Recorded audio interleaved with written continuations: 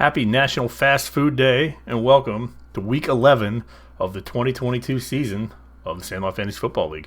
3 weeks left. The playoff sprint is here, and we've had one of the craziest, most active seasons maybe we've ever had. Well, we've definitely had one of the most ever. It might be the most, the craziest or most active ever. With me this week, I've got Nick. What's going on, Nick?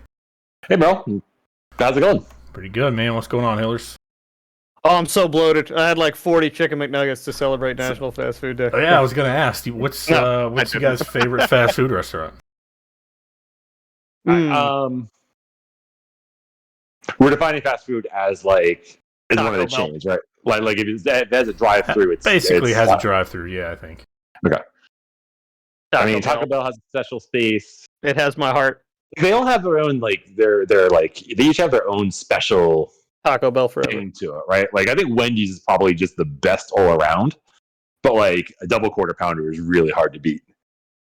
You know, Yeah, Wendy's and Taco is, Bell in general is hard to beat when you want that. My number 2, Arby's. Arby's kind of a sleeper, you know, a little Mozzarella underrated. sticks. Got the maximum beef. Yeah, got the sliders, you know, a lot of Good. buffalo chicken stub sandwiches and stuff. Yeah, they don't get the credit Pretty that solid. Chick-fil-A Number 3, also. that hate chicken is delicious. Chick-fil-A is so good. They don't do much, but they do it well, and it's always good service, man. It's great. That line in A Good Place, you know, where they were trying to explain the complicated ethics of Earth. And they're like, there's a chicken sandwich where if you eat it, you hate gay people, and it's delicious. It really I is. was like, oh, they nailed it. That's the complicated ethics of our times. All right, well, happy National Fast Food Day, everybody. Let's get into it here. Today we're going to go over, we're always kind of looking for topics, wondering what we're going to talk about. And I think we talk about the trades because we've had 15 total trades this year, going back to the pre-draft season. Last year there were 6 total. So, I think there were 6 just this week alone. yeah, there might have been. Yeah, people were actually cared about the trade deadline. It was a bit of an arms race. Contenders just picking the carcass of all the dead teams out there to get any value they could for the rest of this year. It was sucking the marrow out of the bones of the lower half of the league. And a lot of those teams, to their credit, were trying to suck whatever value they could out of the out of the contenders for next year. So A lot of them really set themselves up well. yeah, it was pretty crazy. I mean, was there anything? I mean, other than the sheer number? I mean, any overall thoughts on what was going on? Or I remember at one point thinking, I think it was when you made your trade with. I think the sheer volume of trades that Watson made, I was thinking to myself, I wonder if he actually has a plan, or is he just accumulating players that's going to shake everything out and see what happens in the offseason? Like, which is a viable strategy too. But I was like, I can't keep track of the players that he has and hasn't had and moved around, and he's been wheeling and dealing. I feel like he's been wheeling and dealing a lot this year. He's made more trades this season than he has, I think, I've ever seen him make as an owner in general. He was quite responsive. He was on it. I was very pleased to more see so how than engaged. others, we'll say. Yeah. Yeah, no, that's a great point, Nick. I mean, looking at the numbers, I kind of ran through it. And this year, of the 15 trades, here the people involved, Hillers was involved in 6. Assassins were involved in 5. Hitmen and Weenye were 4. Barely 3. Chiefs and Ducks and Slod were at 2. All our new guys, our newest guys there, all had 2 trades this year. CTR and TDJ involved in 1 trade, not together, just involved in 1 trade. Well, they were a trade. That was one trade together. Oh, was that okay, that's right, it was together. Good point. And then Gazebo and Dad Dicks, no trades. So, losers. You know, I say as they both fly by me to make their way into the playoffs. Yeah. But, yeah, it's pretty crazy. Assassins coming into 5 trades. I think we all knew Hillers would be in the lead for most trades.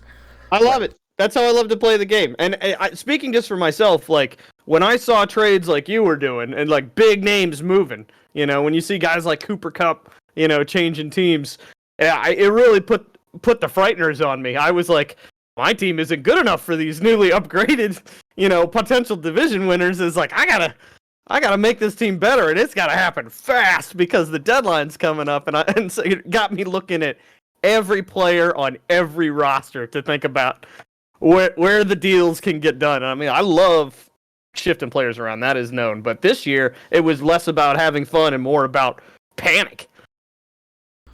Yeah, it's every trade that went through. You looked at it and you're like, you feel like you're falling behind, right? Yeah. You're like, oh no. The FOMO was overwhelming. As someone who was not involved in any trades at the deadline, I definitely felt behind the eight ball. I was like, I can't make any trades. Like, I don't have anything to trade, and everyone else is getting better, and here I am, just like twiddling my thumbs. It's not a bad thing. I mean, it's not a bad thing because your team's in a good spot, right? You don't necessarily. You have a good team. Yeah. Right. Sometimes it makes it easier to have a trade when you have a very good team, and sometimes it makes it a lot harder because there's a very limited amount of people that are going to be of interest to you, and those people that's their best player, so they're going to want a lot back. There was that, and we'll get into that in a little bit. But sometimes so do we want to get into? We'll get into that. Sometimes you lose your best player the week of the trade deadline, So there you go for the rest of the season. So yep. Yeah. So some other numbers I ran. Just real quick, they were kind of surprising, but players left on rosters from like players who were left from that team's original draft roster this year, right? Some surprising numbers here. The teams with the fewest players left from the draft, they both have 4 players left on their roster out of potential 16 or 17 players, probably 17. 4 players left. That's me and Watson had 4. CTR has 5. Hillers, you had 6. Higher than normal. I've done full team replacements on some years. Yeah. Slot at 7. Ween, Ducks, and Chiefs at 8. TDJ at 8. Nick, you were at 9. Ducks at 10, which is kind of surprising. And Dad Dick's at 10. And then the gazebo. Oh, Dad Dick's at 10. Sorry. Dad Dick's 10. Ducks were at 8. And then the gazebo sitting there with 14 players left from her originally drafted team. Which is crazy. This is fine. No need to change anything. What's her free agent budget left? I didn't even get a chance to look. It's got to be astronomical. It's got to be most of the budget, right? You draft 16 players. She's got 14 of them left after 10 weeks of football. That's bonkers. You'd think more of them would just get hurt than that, or turn out to be so bad they became droppable. But yeah, I guess not. And she's killing it. Won a few games in a row. Terrifying team.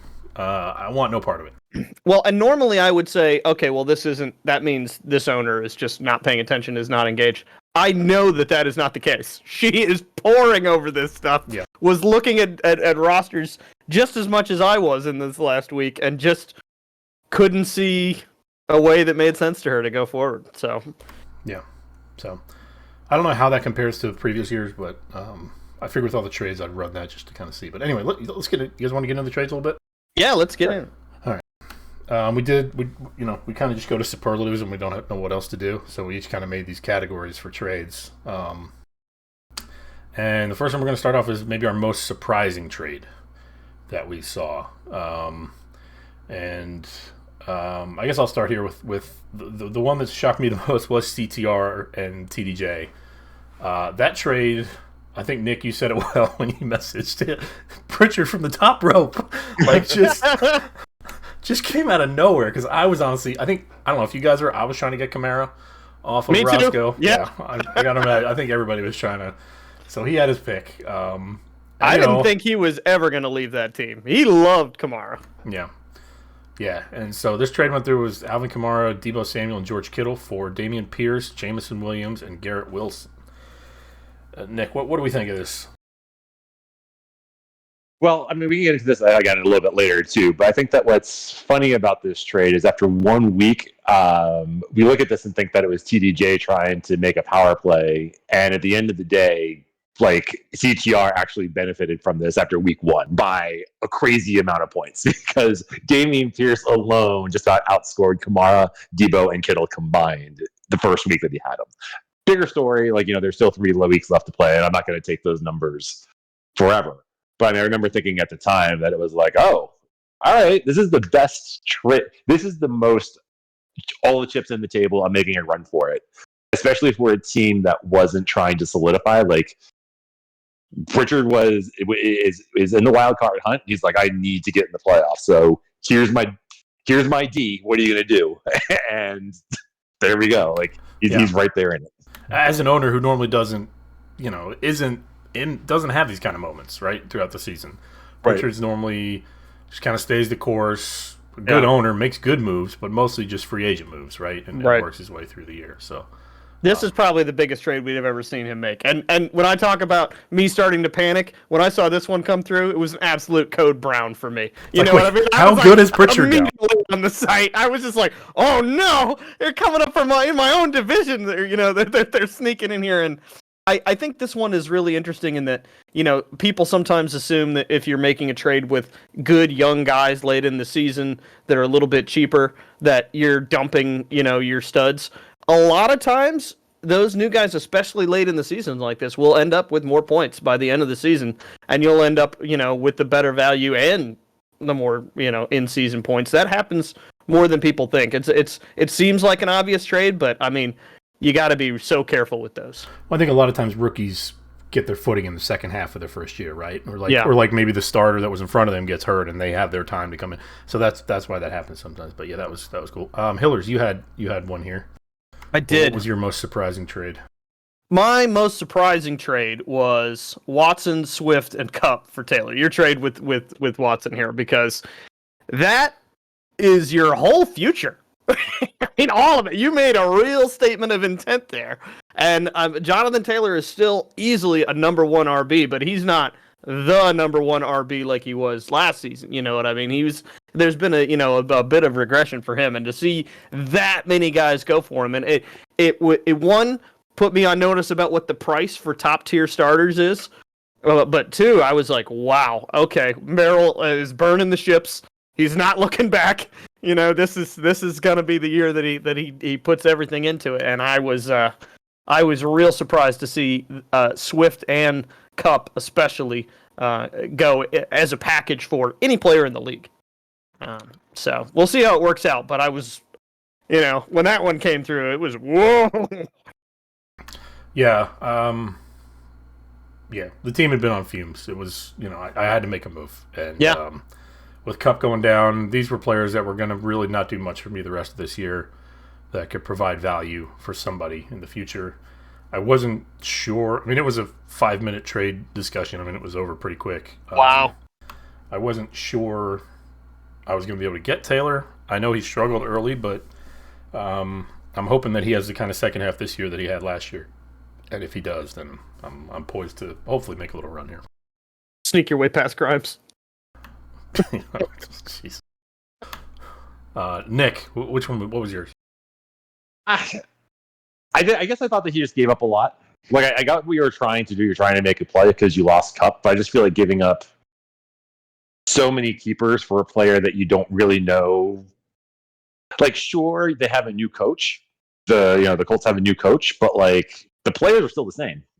And Jonathan Taylor's supporting staff is still Jonathan Taylor's supporting staff. And sure, he had a great game against the Raiders, last week. But like, if he didn't have that last week, like let's say he put up what he had been putting up for the previous week, for the previous season, averaging 10 points a game ish, would you have even made that trade, or you make that trade based on name? It wasn't name alone, but that was a big part of it. I believe in him. I think he's gonna have a big second half. He's averaging 13.6 points a game this year. He's been banged up, but now he's healthy. It's not, but again, with the 13.6 points is because he put up 24 last week. So before you made that trade, it's also because he got hurt halfway through some games and put up 3 in one game and 5 in another. So I mean, that kind of, that's his average points are kind of kind of skewed right now. The new coach was a downside to me, considering the last game he coached was at a high school. But that might be the type of coach that says, let's go back to what works, the running game, and short passes, and just play standard Tecmo Bowl play clock. And I think we'll see what happens, right? I mean, no one knows. So no one knows. Yeah, we don't know anything. I think Matt Ryan coming back in that offense is going to be good for it too. So because Sam Ehlinger is awful. Nick, what was your most surprising trade? I'm going to go back in the Wayback Machine, and my most surprising trade is still the Renfro Waller for Ramondre at the beginning of the season. what we Why are you shaking your head?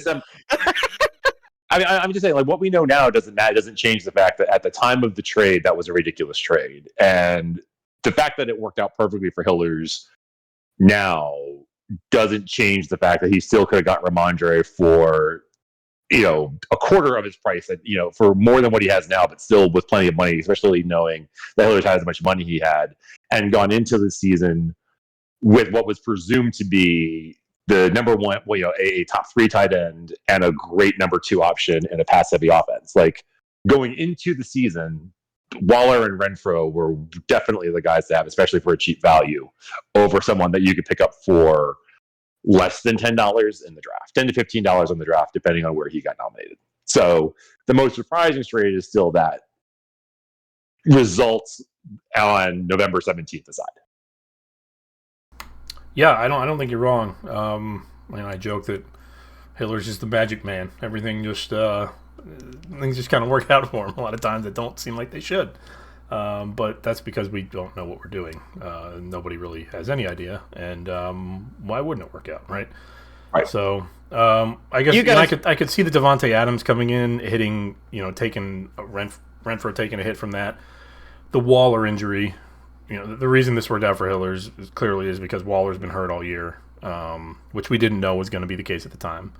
And Renfrow, which we knew might be the case, but the Renfrow part wasn't. It was really even Waller for Ramondre at the time seemed kind of steep, right?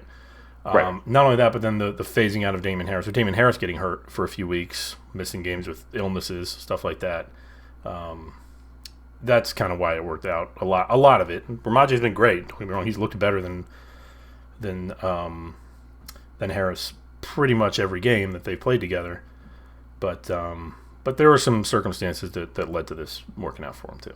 Well, and you guys are going to think I'm full of shit, but this one really was based on research. I had planned on dumping. On this. Let's move on.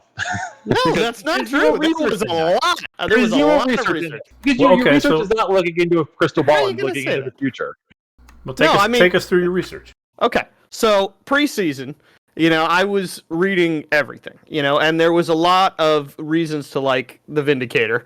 There was yards after catch, there was involvement in the passing game, there was the fact that he was taking over more and more of the run game. I think there was a sort of a broad expectation that he'd be taking that job away from Harris. And not just with the Davante Adams thing, but just the changes in personnel at the Raiders and sort of how they'd been falling off. At even near the end of last season, I think the expectation is that Renfrow and Waller were both going to be underperforming this year. Clearly, I couldn't know that Waller was going to get hurt, or the Raiders would have the problems that they're having as a team. But those were guys I knew I didn't want to keep with the keepers that I already had, and so it was a question of, can I get a good young running back who could be performing, catching a lot of passes, doing in a strong role, and come in, because I expected Dez to be a tough trade partner, and I said I don't want to keep either one of these two guys. Let's push him on him, and my expectation was really that it'd end up being kind of even by the end of the season. It ended up way better than that because, as you said, circumstances. But it wasn't out of nothing. It wasn't a total guess. I fully expected Stevenson to overperform, and I fully expected Renfrow and Waller both to underperform this season. And as you say, due to chance, they crashed harder than I expected. But broadly, it worked out like I was like I drew it up. So okay. We'll start moving through these a little quicker. I think we're yeah. All right, our next category we had biggest name at the time when the trade happened, but really turned out kind of meh. It didn't really work for anyone. It was just kind of like, oh, well, okay, well. So, Nick, what'd you have for that one? Mine, small sample size, but I think that the biggest disappointing results, I think, has to be Pritchard looking at his side of the deal, looking at, again, his what he received in that deal that he made with Cyborg Tony Romo has to be extremely disappointing on his side of the thing, because all the big names that were involved in that, and like I said, he got out, like the one player that he got was outscored by the 3 players that he got were outscored by the one that he gave up. So that has to be, again, small sample size, but again, that's what you're asking right now is was the biggest disappointment, and as of right now, that has to be up there in the biggest disappointment. Okay. Hillers. Yeah, mine was Sutton for Connor, Nick, and Hitman in the early season because the preseason hype was all over these two names. Yeah, you would have thought that these were going to be, top 5 at their position, both of them, and they both ended up like, meh, whatever, fine. They're not total duds, but they're definitely like 2s and 3s at their position and that one. And I'm like, well, okay, it seemed like a big deal at the time, and it was just like, well, big bag of nothing. Yeah, that sums it up pretty well, I think. There, I had some big names when this happened. Was when Nick and Watson traded. When Nick gave Brandon Cooks to Watson for J.K. Dobbins, I thought, whoa, there's Watson. Why would Watson do that? Give away might have been other than Taylor, his best running back at the time and then Nick's given up Brandon Cooks, who, while great. He's been pretty steady, pretty good the past few years, but he's not going to win you a league. He's not that kind of guy, right? But well, he was a kind of that guy for last year. I mean, not a league winner, but definitely someone who could. He was weirdly a top 20. He's been like a top 20 receiver the past 3 seasons, right? That's still a number 2 receiver. He's got to be one of the most traded players in our league. I feel like Cooks has been involved in so many. And the NFL too. Also, like he's been on how many teams, right? So when it happened, I was like, oh wow, I'd much rather be on the Dobbins side. That's crazy. Like this is wow, this might shake things up a bit. And no. Brandon Cooks is now quiet quitting the Texans. And J.K. Dobbins is basically out for the rest of the year. So yeah, nothing. I mean, that's like that trade. I put an asterisk. I agree with you. That is, but I feel like there's an asterisk on that particular one because that's like Dobbins got injured, right? Like. Yeah. I mean, it's not a performance thing. That's he got injured because like he came back and he had a great game and then he hurt his ribs. Yeah, I mean, I'm not saying it was. I'm not saying because of performance or since then it's been bad. I'm just saying like it seemed like a big trade at the time, and since then for whatever reason it's been meh. Who cares? Okay. Most meaningless trade. So this is a trade that. Speaking of meh, who cares? Kind of the same thing, but like. Also, at the time, this trade was kind of meh. Like, who cares, right? Right. So no one expected anything, and nothing happened. Nothing happened. So, Hillers, go ahead. I'm not sure mine fits this one really, but Hillers, go ahead. I mean, for me, looking back on it, I don't even know why I did it, but I nominated my trade with Winye, Ayuk for Pittman. I mean, they're basically the same guy this season. They're both like the number one. In an offensive sort of on passing, they get a lot of looks, but you're never really expecting like a blockbuster ceiling from either one of them. I think they've had almost identical points since the trade went through, almost identical points when we did it. I'm not sure why it happened, but it did. So. Yeah, if I'd have told you in the preseason you'd be trading Michael Pittman for Brandon Ayuk in Week 10, how crazy would you have thought I was? Yeah, I would have been. Oh no, it's gonna go bad again. Yeah, I had. I don't know if this one fits because this one actually was big names. I guess this fits maybe more in the upper category, in the one above this. But I had when Dez and Nick traded Mike Williams and Zeke back and forth because those were big names. This was pre-draft. Yeah. When this happened. Okay. And those are pretty big names. I know Nick's been trying to get out of the Zeke business for a few years now. Finally found his way out. And unfortunately found his way into the Mike Williams business, which can be just as frustrating, I think. It's not a great business either. But these were two owners that were looking for greener pastures for these players, for these roster spots, I think. And unfortunately, they both found frustration. Again, didn't mean a lot for this year, but... just kind of a meh trade it turned out. Counterpoint, I don't think that was a meaningless trade. I would much rather have Mike Williams than Zeke at this point, even this season. Which is why he made the trade. Even with his high ankle sprain injury, I'd still much rather have Mike Williams this season. I'm going to take the safe route and say that no trade is pointless. Ugh. Okay, I'm thankful for my family. I That's no kind of announcing. That's this like is when not you why say we do the podcast. this is at Thanksgiving when you say what you're thankful for. It's like I'm thankful for my friends. Yeah. Come on. Yeah, basically. How do we go from the beginning of the season where we're considering instituting a new segment called Nick's Hot Takes to this milquetoast bullshit?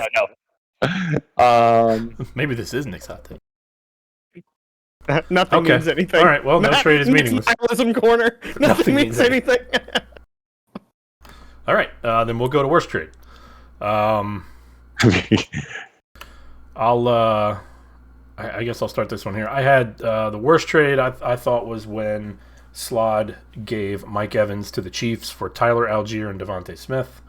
I don't know. To me, I thought Mike Evans could have got more for Mike Evans than that. Yeah. I also, on the other side, don't think Algier and Smith are keepers for next year. They're borderline at best. As somebody, I had Devontae Smith last year in his rookie year up for about the same price. I didn't keep him. He went for the same price again in the draft this year. So clearly, there's not a huge market for him. And then Tyler Algier, he's a rookie this year, but can't really beat out Cordarrelle Patterson for the starting job on the Falcons, and who wants to be a part of that backfield? I mean, it had been several weeks since he got his chance, and he really hadn't done much with it. You know what I mean? I don't think there's a ton of reason for real super optimism on Algier either. For a team that runs the ball so much too, it's kind of surprising. So 2-for-1s are always tough, and I agree. This one didn't make a ton of sense from Slod's side. He probably could have got a more surefire keeper from that. I'm not sure how much he shopped around. Maybe he did, and it wasn't there. But that would be my pick. Nick, what'd you have for this one? I'm looking back over the transactions right now the last couple of days, and I was gonna go back to the well on the Hillers and Ducks trade, double down on that. I really still don't get the DK Metcalf for Nick Chubb deal between Slod and Weenye. Like, I really feel like if he was, both people could have got, like, I don't know. I feel like both people could. I feel like somehow they both lost that deal. Like, I don't know how that's possible. It does feel like that, right? Like, you got too much for DK, but he didn't get enough for Chubb somehow. But like, the trade kind of makes sense, but like, not really. Like, even in the keeper value sense, like, Nick Chubb's value is not that great that giving up DK Metcalf for it, but the player value, like, it was just weird. Like, it was just a weird trade between teams that weren't even like in the. It wasn't even a power. It wasn't even an arms race. It was just weird. Like, somehow I feel like they both lost, even though they didn't. Like, I don't know. So here's the question, I guess, that might settle that. Would you rather have Nick Chubb for what is it, I think 47 next year, or DK Metcalf for 17 next year? Yes, I would rather have DK Metcalf or Nick Chubb. Like I would like. I don't know. I don't know. Yes or no? Yeah, that's right. So, like, why did this trade happen?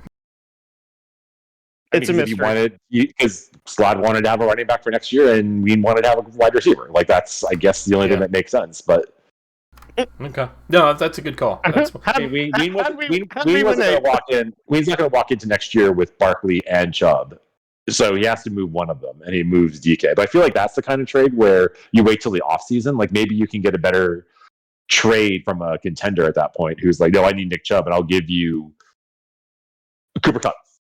Yeah, maybe Andy's just looking to just dump salary and just come to the draft next year with more money, right? And just able to rebuild.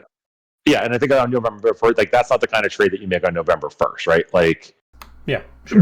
Merrill, I mean, in hindsight, I'm pretty sure, hey, I'll give you Cooper Kupp for Nick Chubb would have been an offer made. Yeah. Oh, I would have definitely done that. Yeah. Right, and then Andy would have. Then it looks like, oh yeah, and then it's like, oh yeah. But if he's trying to dump salary, salary doesn't matter. Salary doesn't matter until this August 26th. Right, but that's what he's trading for at this point, right? I mean, he's trading to dump that. So his salary on that day is as low as it can be. And if he's trying to dump salary, Cooper Kupp's not going to help him do that much. I think Cooper Kupp's still a keeper, but, you know.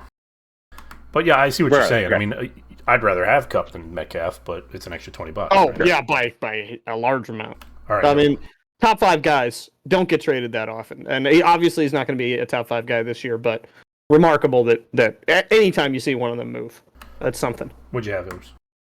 Oh, the Weenye and Assassins suck up for gay. That's just editorial. That's just nonsense. If you're halfway through a trade talk, just make a real trade. You're better than that. Yeah, come on.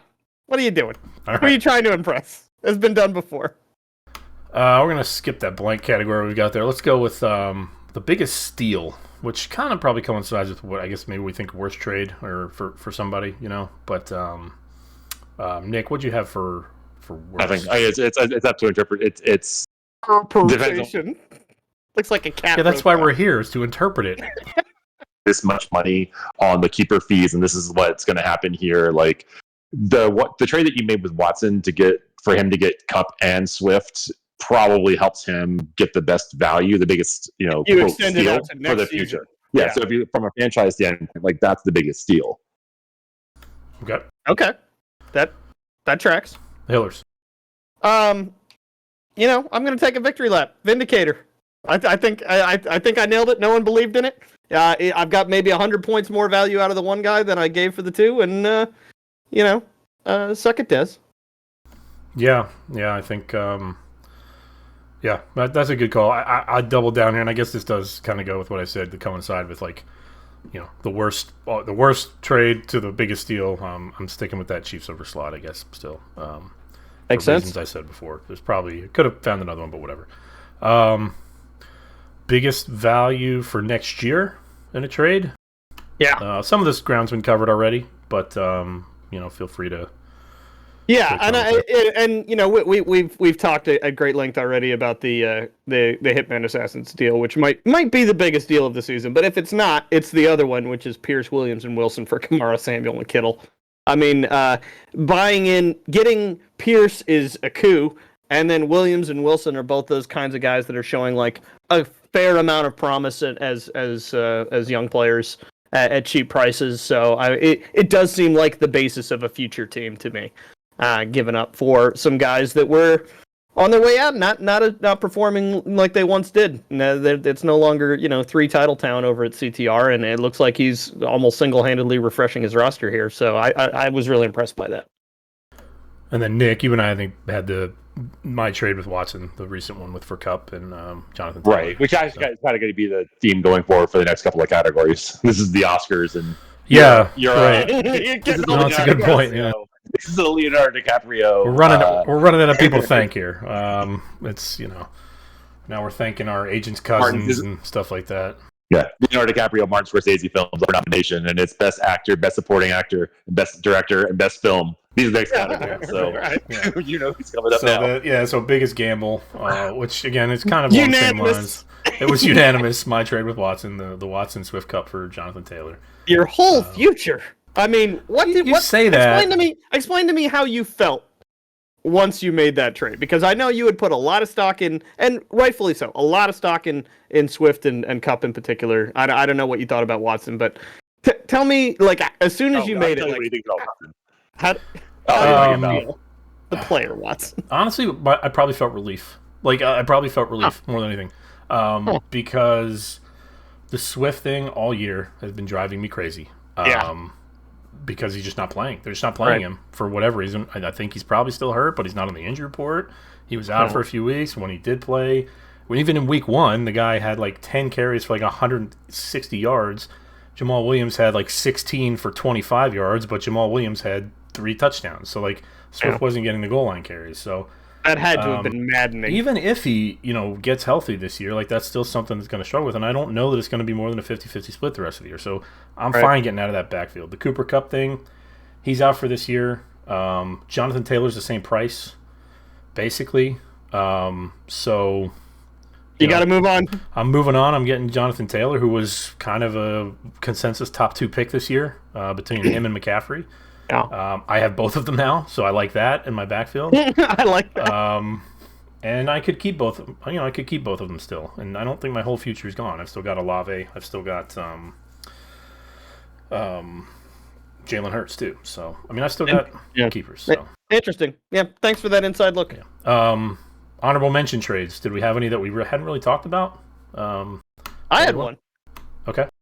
I thought in the first couple of games after the Hurts for St. Brown trade that I had stole one on you. And it turns out you probably ended up with the better end of that deal with the injury being the way it was. And Hurts is a top 5 quarterback that you could conceivably keep for several seasons and have as a cornerstone of your team. So good on you. I mean, not still to this day, not sure why he didn't just draft him, but before the season even started, you were like, I need a quarterback. I can afford to ship this guy. You were looking at Swift as something you were going to have on your team. And, St. Brown was doing so well out the gate. I was like, I really got one over on it. But look at how it panned out. I wish I'd given you Herbert instead. Yeah, so good job. I think that one worked out for both of us, though, to a degree. Yeah. Right? No, I love St. Brown. When St. Brown's played, he's been good. The injury, again, you can't predict it. Stuff like that happens. I got a bunch of offers for him. I wasn't taking him. He's not for sale. Yeah. I mean, I had Hurts having a big year. But we've been over why that trade happened. I wouldn't need to go through it. Nick, did you have any final trades that you wanted to mention or talk about? I don't. I do just. Let me just make sure. I do. I don't, but I do want to circle back at the end of this and just go over something real quick. Then we're done with this. Oh, we are? Okay. Yeah, this is the end of the trade talk here. As much. Watson made so many moves that his entire roster up to down, like, I actually don't know who he's going to keep now. He has a lot of options. He was moving units. Deshaun Watson, DeAndre Swift, James Robinson, Gabriel Davis, T. Higgins, Juju, Cooper Kupp. Donta Foreman. Traded for Foreman, too. Down is like, if he walked out of the draft with this team, we'd be saying, damn, this is the best team in the league. What's his total salary? I don't know, $8. Oh, $178. $178. Never mind. Okay. Pack of Fritos. No, I mean he's got. Well, basically he's gathering all the Clemson players too. That's a thing as a Clemson alumni. But I think he's keeping Deshaun Watson for $1 or $4. DeAndre Swift. He's going to keep. It's a different podcast for a different day, but it is just looking at it. Saying, no, you're right. He's got these trades. So many options now. Yeah. Yeah. So that is nice, though. I mean, you never know what's going to happen in the late season or what the preseason hype is going to look like. Having more options gives you more trade options too. It's not just about keepers. Right. Yeah. So, okay. All right. Let's do some quick predictions for the final stretch here. Who we think is going to come home with each division, who's going to get wild cards, and then we'll just do quick power rankings to get out. So, Hillary, why don't you go first with your division winners? Who do you think is going to take them home?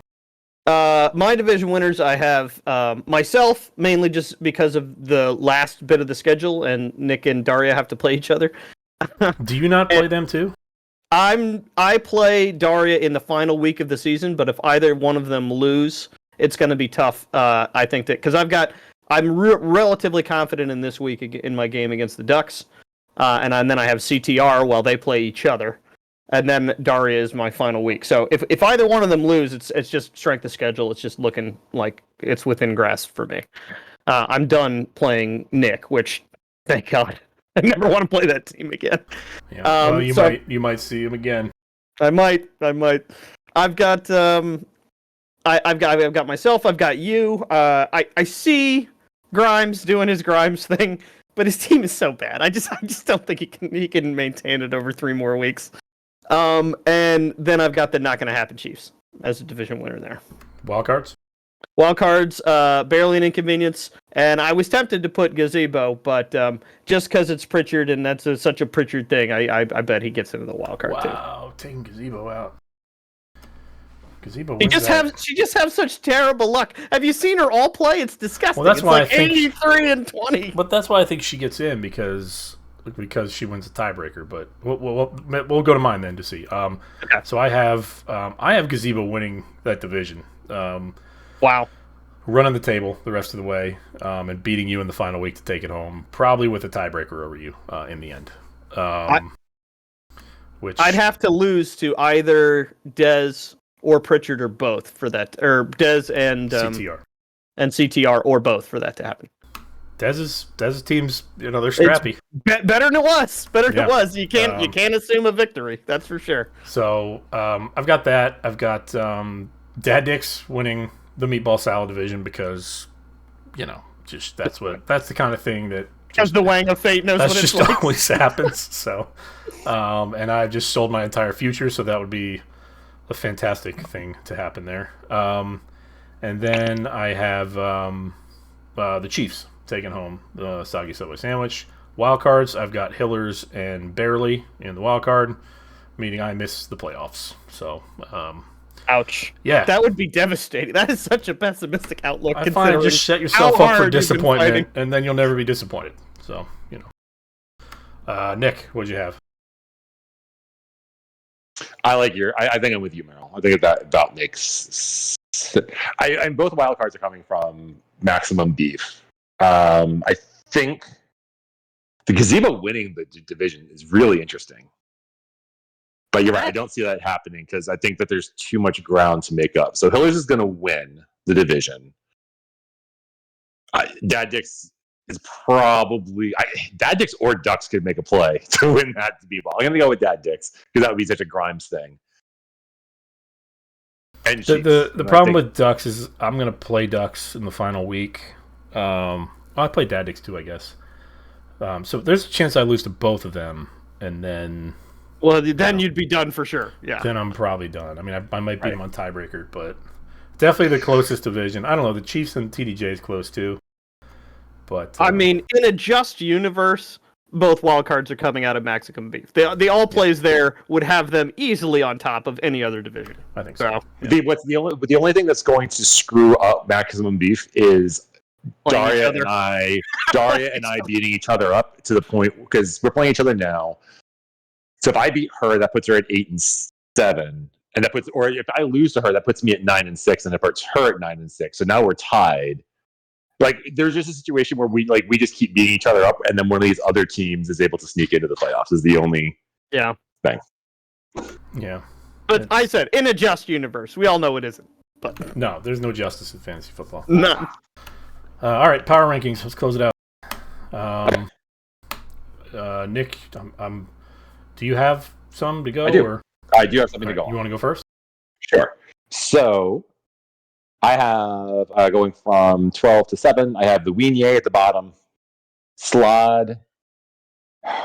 This doesn't make any sense. Okay, full disclosure, I'm actually using a site that's supposed to rank our teams and it uses, it's not our record, it's the strength of our character, of our players. The conviction of our, it's not the color color of our skin. No, apparently Andy is a garbage person. I'm actually looking at this, and this doesn't make any sense. So I'm just going to keep going. Well, we appreciate you putting in the work, Nick. I am. Well, I was going to put in the work, but then I was like, I'm going to see what the site says. I'm going to read this off, and now I'm actually looking at it because anyway. Counterpoint. What if I didn't do that? It's going great. Yeah, it is. The slide works out pretty well. Then it's Gazebo, Assassins, Wounded Ducks, and Dad Dicks. Gazebo is 10th. Okay. This is the site you're using to judge rosters. This is also the site, and you'll see who the top 6 are, and I'm like, I don't believe this anymore. Okay. Well, Hillers, you want to follow that one? Okay, well, mine makes more sense. It's about teams that are good and bad. So starting at 12, Ween, who we've established as a dirty, low-down dog. 11, Assassins. 10, Slod. 9, Dad Dicks, although they probably will win their division somehow. 8, Wounded Ducks. And 7, CTR. Do we have the same? I mean, we might. We're identical, 12 to 7. That's exactly the same. Yeah. Oh, no. Well, No. We don't. No, we don't. Your CTR is at 10. Wow, no respect for Roscoe. Well, he's sold his, he gave, he sold his pieces away. So I did mine based on fashion sense. So that makes sense. I have. Sorry, Andy, you're also 12 in that, also, as well as your character. So you're a bad guy who dresses poorly. Next week, my power rankings are not going to be based on record. They're going to be based on a new criteria. I think every week. Ween at 12, Assassins 11, CTR at 10, Slot at 9. A plucky 9 though. Slot ain't bad. Plucky. He's got moxie. He got moxie. Dad Dix at 8, the future division winner. Wounded Ducks at 7. All right, Nick. Take us home. I can't wait to read this. What does your Zoltan fortune-telling machine tell you the top 6? This is actually fine. Like somehow or other, the top 6 still kind of makes sense. So the top 6 are Hitmen, CTR, the Chiefs, Touchdown Jesus, Hillers, and then me. And got the top 2 right. It's explainable. Somehow that makes sense, right? Somehow the top 6 makes sense, yet I don't understand why Gazebo at 10. What has she ever done? All right. I don't know. Hillers. We'll talk about this in a second. We'll talk about this in a second. All right. My top 6 are Touchdown Jesus, the Hitmen, Not Gonna Happen Chiefs, myself, Barely an Inconvenience, and the Gazebo. I don't think it's a 10. I think this team is a terrifying nightmare team that hasn't had to make a single move all year, apparently. The only thing stopping them from being utterly dominant is fate. Yeah. And I don't like that. Yeah. All right, 6. I had TDJ, 5 Hitmen, 4 Hillers, 3 Chiefs, 2 Gazebo, and 1 Barely. So that's going to do it for the podcast. Any final thoughts, gentlemen? Okay. They're not the best color commentators in the business for nothing. Sorry. Any thoughts? No, I do not. I am good. Yeah, I think we're good. I'm gonna explain the whole. Yeah, that's fine. I'm good. Thanks, guys. For Hillers, for Nick, it's Merrill saying we'll talk to you guys later. Good luck on the final stretch.